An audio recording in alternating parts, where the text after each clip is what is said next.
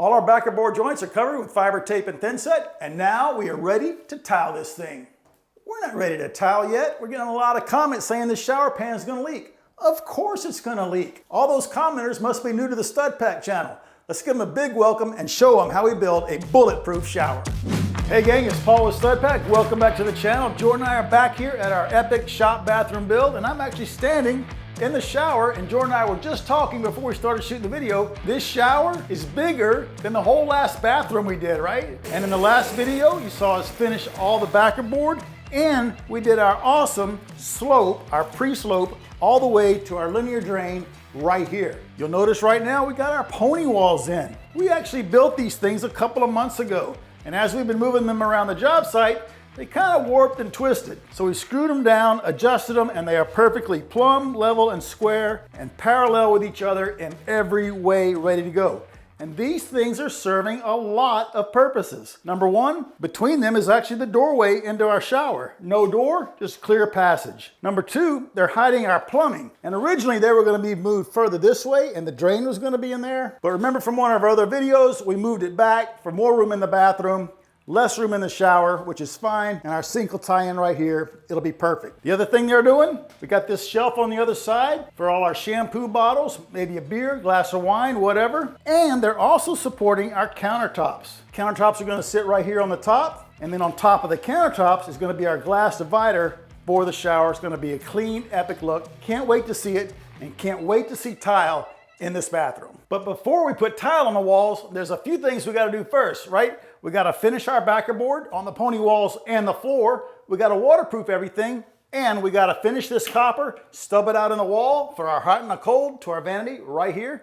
I say we get started on this copper, then we can wrap these in backer board.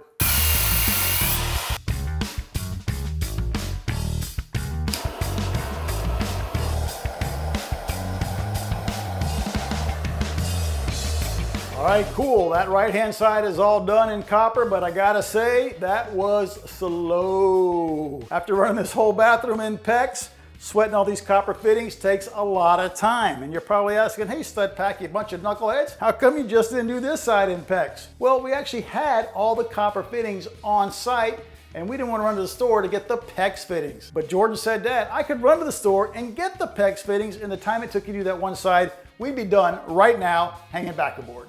But listen here, bud. Sweating copper is still a skill you need to learn. It's still relevant. Let me show you how to do it.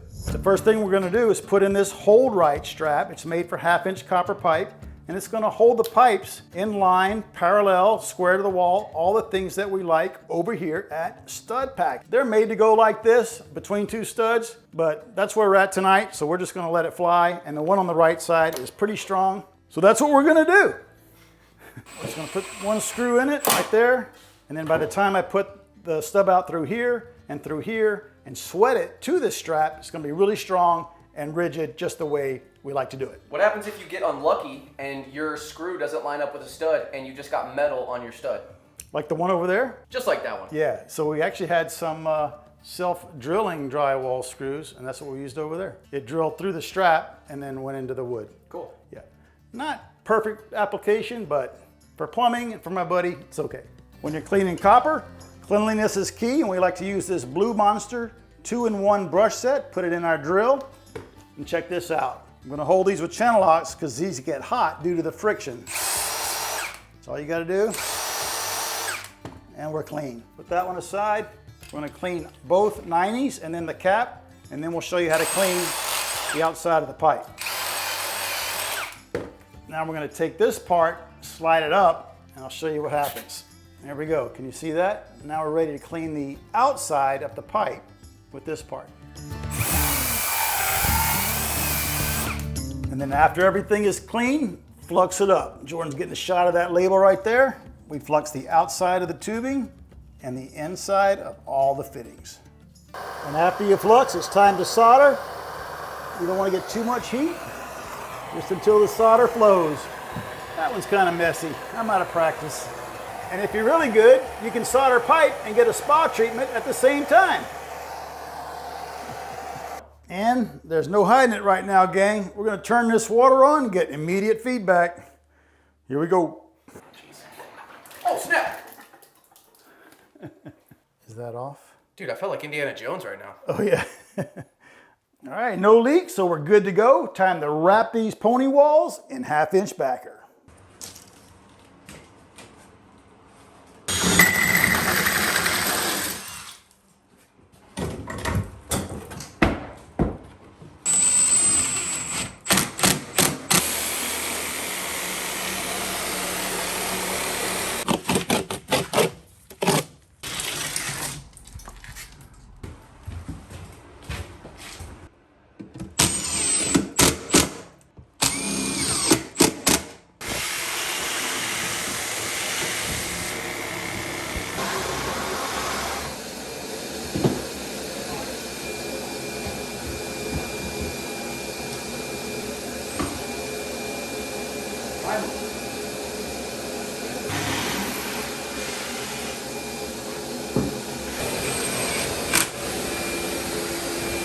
But this way, there's no measuring, gang. We cut in place. One more to go. Let's do it.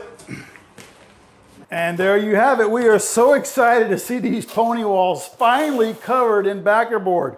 We've been moving them around this job site for a couple of months, using them as tables to eat on, sawhorses, but now they're in their final position doing what they were meant to do. And if you couldn't see it before, now you can see the vision of our bathroom. Jordan's in the doorway. You come in, her vanity, his vanity. You walk in between, her shower, his shower, custom niche, and over here, toilet and a urinal. Epic design, super happy with it, and we're so glad we're finally seeing it come all together. And check this out, gang. It was just a short week ago today, last Friday, that we had our rough inspection. And in that short amount of time, working mostly in the afternoon, Jordan and I have got all this accomplished.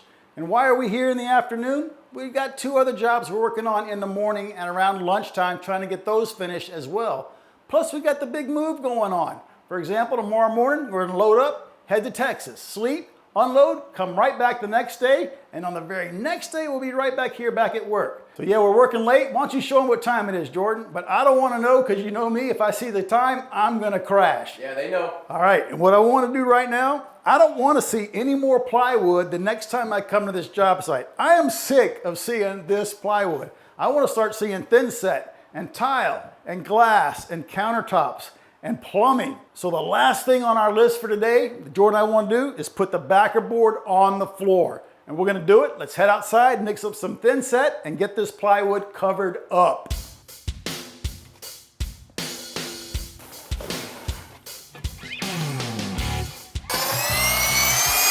That's looking good. Woo. One more time. Let that slake. But this isn't the full bag mixer setup. We got to get set up better than this, dude. That was hard. Especially for your house. There's going to be a lot of tile. Oh, you think we're going to be doing that? You are.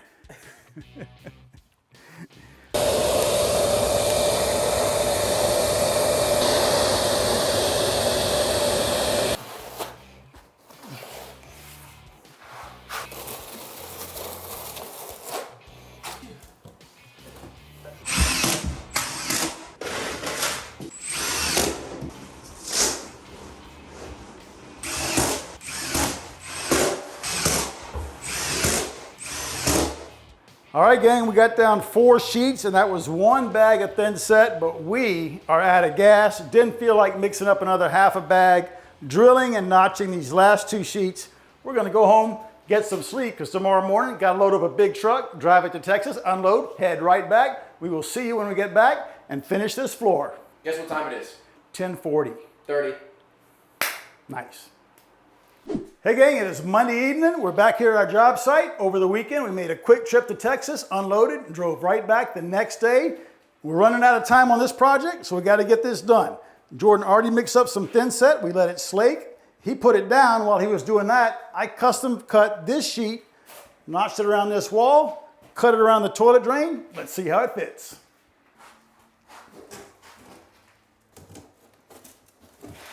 Woo, look at that. Wow. Nice. 4.5-inch pipe, 4.5-inch hole saw. Good job. I'll screw this one down if you want to spread that. I already got the sheet cut, ready to go.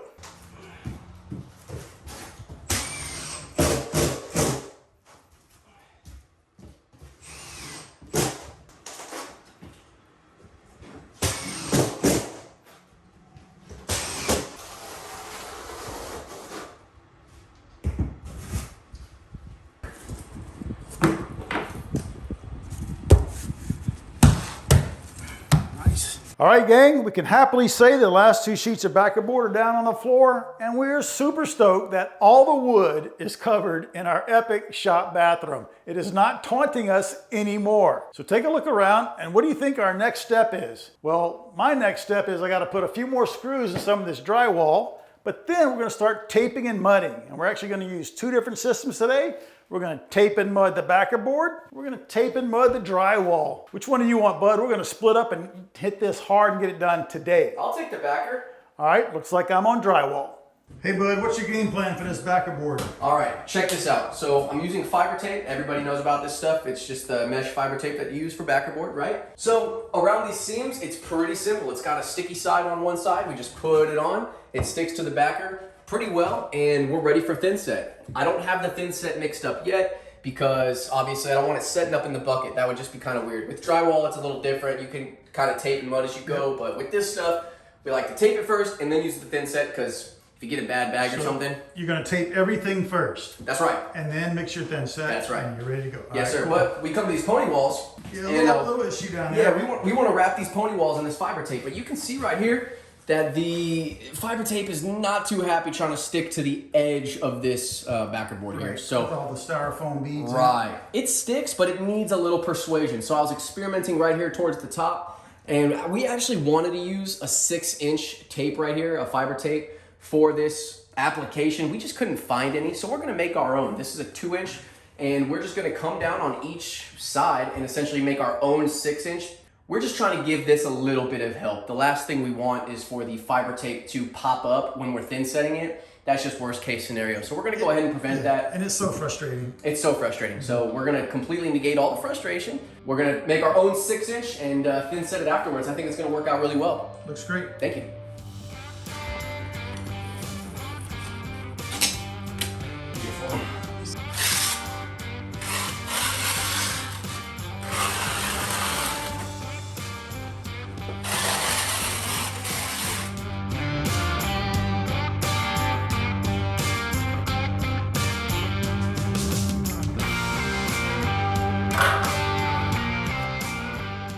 While Jordan's putting all that mesh tape on, I'm gonna start working on the drywall. Check it out, here's what we're using, just paper tape. I keep it on a spool on my left-hand side because I'm right-handed. A nice stainless steel 6-inch blade and a stainless steel pan, and we've got our all-purpose in there with the green lid, which is better to put your tape on. Now check this out, we have a whole video on how to do drywall, but a fun fact, when you make videos like that, it takes 3 days to do something that really should have taken you 1 day. We don't have time for that right now. We gotta get this project finished. But just a couple little tricks. When you're taping all your, when you're mudding all your screws, just put some on the blade like that. I tend to wipe the corners off. And see these 3 screws? I'm gonna do it in 2 strokes. 1, 2. The alternative is 1, 2, 3, 4, 5, 6. Which would you rather do? So make sure you go check out that video. I'm sure Jordan's gonna put a link up here about it. You learn everything we know about drywall. But for right now, I'm gonna put my paper tape on, knock this thing out. Good here.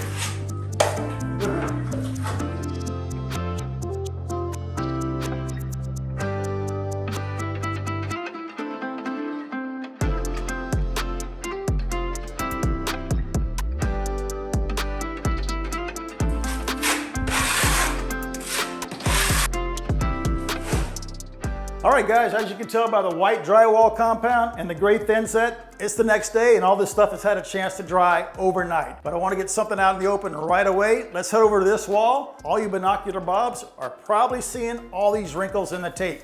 And if you're a drywall professional, you're probably pulling your hair out. But check this out. That roll of paper tape was fighting me this whole bathroom. And the closer I got to the core, the worse it got. And once I finished this wall, it was really bad and I decided I'm gonna change tape. So when I changed rolls, I started doing my corners and check that out. Perfectly smooth and flat, no wrinkles. So I know it was the tape. So let's come back over here to the left and talk about these wrinkles.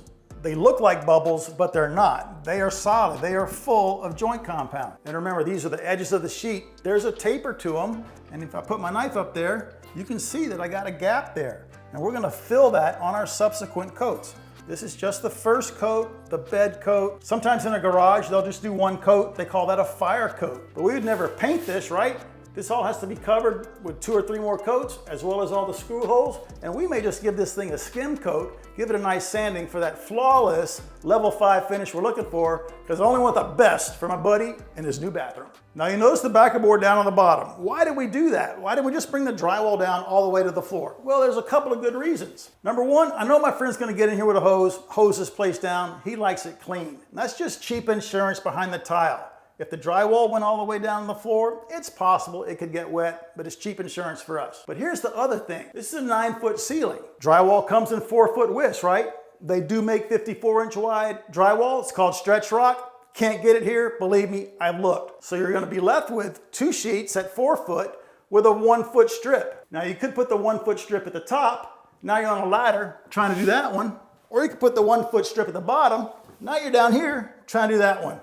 What the pros do, they put that 1-foot strip right in the middle. They call it a belly band.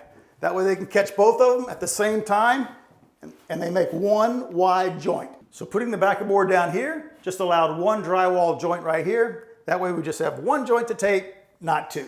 And check out our pony walls, gang. Every time we add a layer of thin set, add a layer of backer board, they get stronger and stronger. And check this out, what we do on the corners.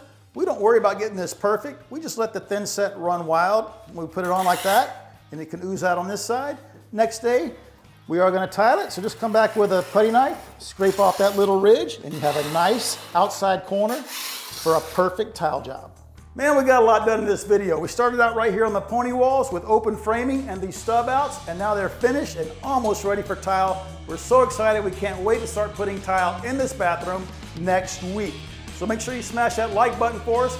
Some of your like buttons are gonna be covered in drywall. Some of you are gonna have backerboard on your like buttons. But now you know what to do. Give it a good smash for Jordan and I. Ask a question, drop us a comment, and we'll see you on the very next Stud Pack video.